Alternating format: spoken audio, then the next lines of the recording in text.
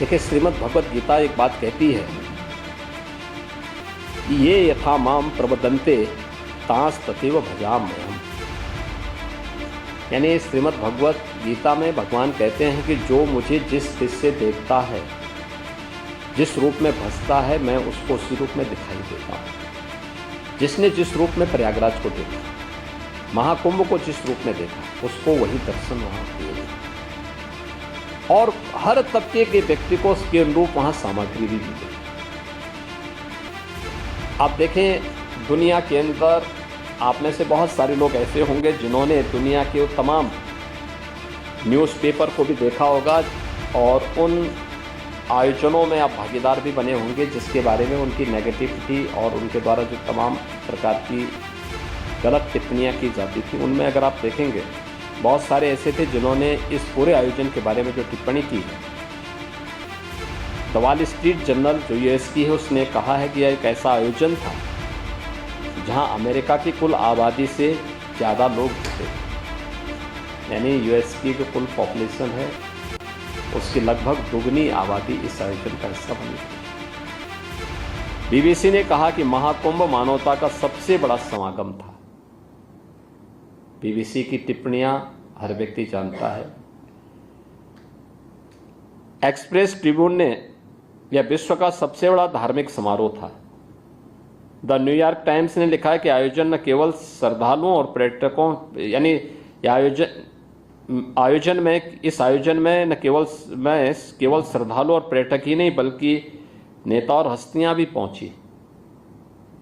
Writers ने लिखा यह डिजिटल कुंभ था जिसमें व्यवस्था बनाने के लिए तकनीक का बेहतरीन इस्तेमाल किया गया था। हमने डिजिटल टूरिस्ट मैप भी जारी किया था। अगर किसी श्रद्धालु को कहीं जाना है तो उसके लिए उस प्रकार की व्यवस्था, क्यूआर कोड को डाउनलोड करिए, आप उसके माध्यम से वहाँ तक पहुँच सकते हैं।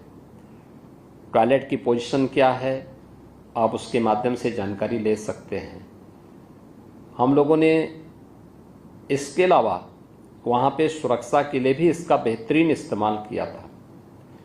2700 कैमरे थे जो 360 डिग्री तक जिनका इस्तेमाल किया जा सकता था। और integrated command and control centre से हम लोगों ने एक की मॉनिटरिंग की थी, ट्रैफिक मैनेजमेंट का हो या फिर सिक्योरिटी का हो। हम लोगों ने एंटी ड्रोन सिस्टम के साथ पूरे कुंभ क्षेत्र को कवर करके रखा था। कोई भी ड्रोन बिना परमिशन के वहां उड़ नहीं सकता था और इसके लिए पहली बार किसी आयोजन में एंटी ड्रोन सिस्टम का इस्तेमाल किया गया था। द गार्डियन ने लिखा है कि यह पर्वों का पर्व था, लोगों की उमंग और उत्साह चरम पर रहा। सीएनए ने लिखा कि दुनिया के सबसे बड़े धार्मिक समागम में 60 करोड़ से ज़्यादा लोग शामिल हुए। यह आस्था की अभिव्यक्ति की शानदार नज़ारा है।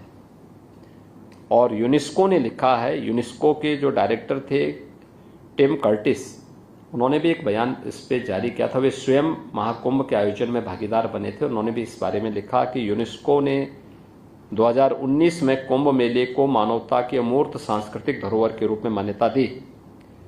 इससे पहले 2023 से इसके सामाजिक, आर्थिक और पर्यावरणीय प्रभावों की निगरानी की जा रही थी। कुंभ मेला प्राकृतिक और सांस्कृतिक धरोहर के रूप में विश्व को एक नई दृष्टि प्रदान करता है। यह भारत के प्रति एक दृष्टि देता है। आयोजन उत्तर, दक्षिण, पूरब, पश्चिम, जिसके बारे में आदरणीय प्रधानमंत्री जी बार बार कहते हैं कि एक भारत श्रेष्ठ भारत, उसकी अभिव्यक्ति का भी एक बहुत बड़ा माध्यम बना है।